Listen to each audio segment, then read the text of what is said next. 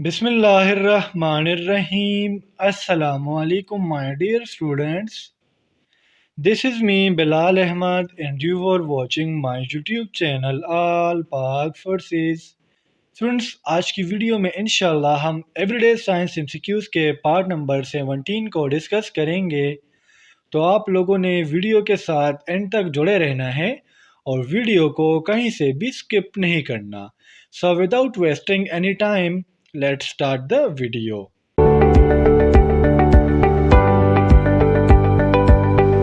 हमारा first MCQs है, among the planets of the solar system the position of the earth from the sun is. Student, जिस तरह आप लोगों को पता है कि हमारे सोलर सिस्टम में टोटल 8 प्लैनेट्स है। अब हमसे इस एमसीक्यूज में पूछा जा रहा है, अगर हम सन की तरफ से हिसाब लगाए तो अर्थ का पोजीशन कौन सा है। तो स्टूडेंट, अर्थ का जो पोजीशन है वो है 3rd नंबर, यानी option C is the correct here. First number पर हमारे पास आती है मर्क्यूरी, सेकंड नंबर पर आता है वीनस और थर्ड नंबर पर आता है अर्थ।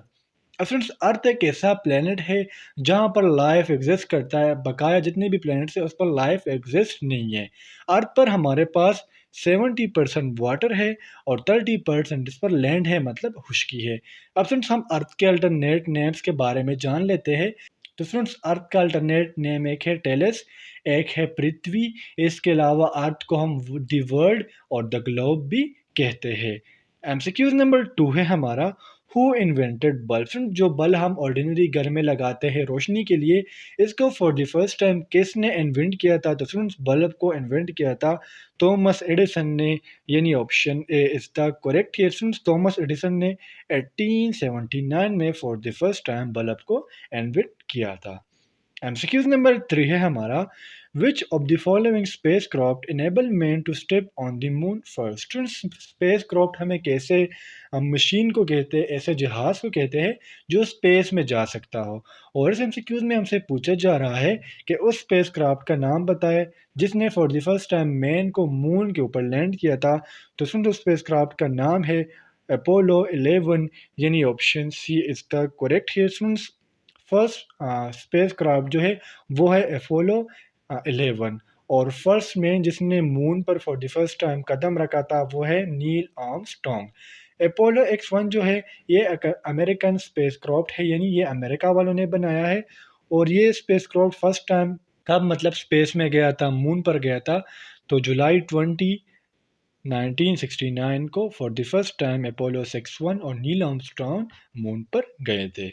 एमसीक्यूज नंबर 4 है हमारा, glucose syrup is made from. Glucose ये एक सिरप का नाम है और ये बनाया जाता है मैस से, यानी option D is the correct here. Students, glucose syrup के अगर मैं दूसरे नाम आपको बताऊं तो इसको हम कॉन्फेक्शनर ग्लूकोज भी कहते हैं। और इसको ज़्यादातर मेज़ से यानी मकई से एक्सट्रैक्ट किया जाता है, बनाया जाता है। लेकिन इसके कुछ अल्टरनेट तरीके भी है, जिस तरह ये पोटैटो से भी बनाया जाता है, बार्ले से भी बनाया जाता है और राइस से भी बनाया जाता है। लेकिन जो इसका मेन सोर्स है वो क्या है, वो है मेज़। एमसीक्यूज नंबर 5 है हमारा, Halley's comet is visible after every.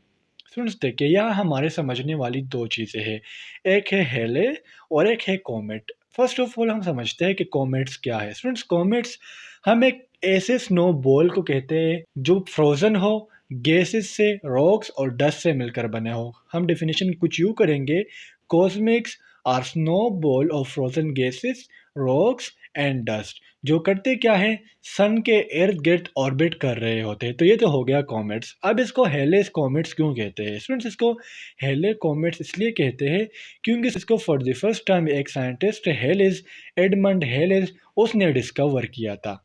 अब स्टूडेंट्स, ये जो हेलेस कॉमेट्स है ये आफ्टर 76 ईयर्स जो है अपेयर होता है, यानी option A is the correct here. और ये जब अपेयर होता है इसको हम अपने नेकेड आई से भी देख सकते हैं।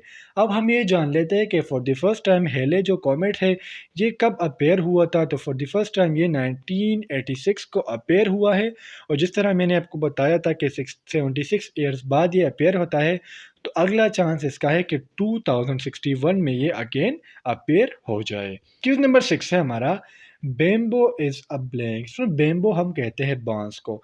बेम्बो क्या है? हर्ब है, श्रब है, ट्री है या ग्रास है? तो सुन, बेम्बो जो है ये ग्रास है, यानी option D is the correct है। सुन, अब बॉटनी वाले जो स्टूडेंट्स हैं उसके लिए मैं ये भी बताऊं कि ये एवरग्रीन है, यानी इससे कभी भी पत्ते जड़ते नहीं है, ये हमेशा ग्रीन रहता है। और ये कौन से फैमिली से बिलोंग करता है? तो basically students, bamboo is belong to the family Poaceae.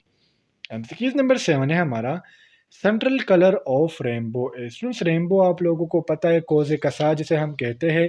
जब बहुत ज़्यादा बारिशें हो जाए तो उसके बाद रेनबो आसमान में अपेयर होता है, और इसका जो सेंट्रल कलर है वो है ग्रीन, यानी option A is the correct here. अब स्टूडेंट, रेनबो जो है फॉर द फर्स्ट टाइम कब नोट किया गया कि रेनबो अपेयर होता है? तो student, for the first time Kamaluddin, ये एक साइंटिस्ट है, 14th सेंचुरी में इन्होंने for the first time rainbow को देखा था। और आपको एक और बात भी बताऊं, रेनबो में हमारे पास टोटल 7 कलर्स होते हैं, जिसको हम बुगोयर से याद कर सकते हैं, VIBGYOR, blue, green, yellow, violet, indigo, ये इसमें सारे कलर्स होते हैं। एमसीक्यूज नंबर 8 है हमारा, which of the following is applicable to the planet Venus. Students, Venus के लिए जो इसमें करेक्ट स्टेटमेंट है वो है ब्राइटेस्ट, यानी option C is the correct here. हमारे प्रीवियस पार्ट नंबर 16 में हमने ये डिस्कस किया था कि वेनस जो है ये हमारे प्लैनेट्स में सबसे ब्राइटेस्ट प्लैनेट है। अब मैंने आपको इसका दूसरा नाम भी बताया था कि वेनस को हम अर्थ सिस्टर या ट्विंस भी कहते हैं।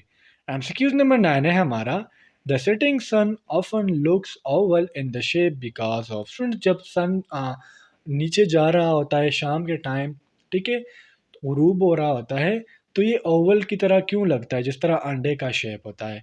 तो बेसिकली स्टूडेंट्स, ये reflection of the rays of sun passing through the atmosphere, यानी option D is the correct. Students, basically होता क्या है, जब सन नीचे जा रहा होता है शाम के टाइम या असर के टाइम, तो ये कुछ रेज को रिफ्रैक्ट करता है जो एटमॉस्फेयर से पास होती है, तो जिसकी वजह से हमें सन ओवल लगता है।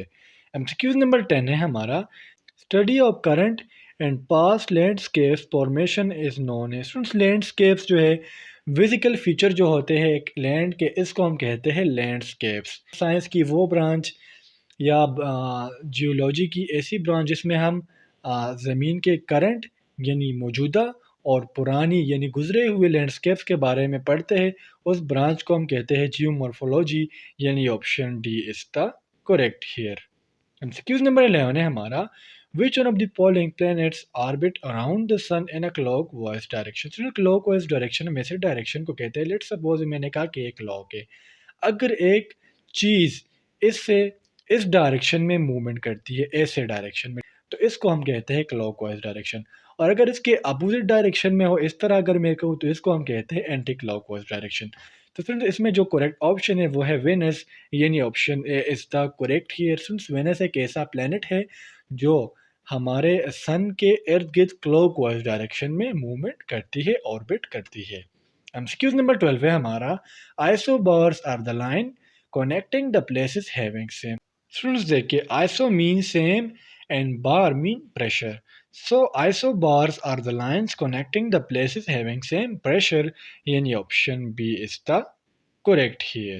Excuse number 13 है हमारा, spring tides occur on new moon and full moon days because on these days. Students, basically इस एमसीक्यूज को अगर मैं आपको सिंपली समझाऊं तो इसका मतलब ये है कि जब मौसम बहार होता है तो जो नया चांद होता है या जो पूरा चांद होता है उस पर कुछ लहरें होती है।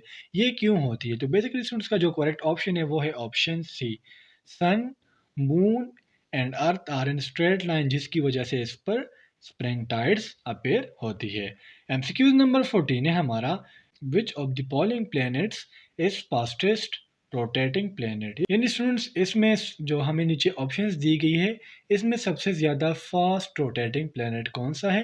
तो स्टूडेंट्स का जो करेक्ट ऑप्शन है वो है जुपिटर, यानी option D is the correct है। जुपिटर जो है ये सबसे फास्टेस्ट रोटेटिंग प्लैनेट है। ये अगर मैं इसकी पोजीशन की बात करूँ तो ये फिफ्थ प्लैनेट है सन से और लार्जेस्ट प्लैनेट है हमारे सोलर सिस्टम में। एमसीक्यूज नंबर 15 है हमारा, which of the following planets has the smallest diameter. Diameter जो है, अगर मैं कहूँ ये हमारे पास एक प्लैनेट है तो इसके अगर मैं इसको बीच में से इसे कट करूँ तो मैं कहता हूँ कि इसकी डायमीटर है। तो इसमें स्टूडेंट जो सबसे स्मॉलेस्ट प्लैनेट है जिसका सबसे मतलब कम डायमीटर है वो है मर्क्यूरी, यानी option D is the correct here students. Mercury की अगर मैं पोज़ीशन की बात करूँ तो फर्स्ट नंबर प्लैनेट आता है सन से। तो स्टूडेंट्स ये थे आज के हमारे एवरीडे साइंस के एमसीक्यूज़। उम्मीद करता हूँ आपको इन एमसीक्यूज़ की समझ आ गई होगी, और अगर फिर भी आप लोगों को कोई कन्फ्यूजन हो, कोई डाउट हो तो आप मुझसे कमेंट सेक्शन में पूछ सकते हो। इंशाल्लाह अगले वीडियो में मिलते हैं, तब तक के लिए मुझे इजाज़त दीजिए। मुझे अपने दुआ में याद रखिए। अल्लाह हाफिज़।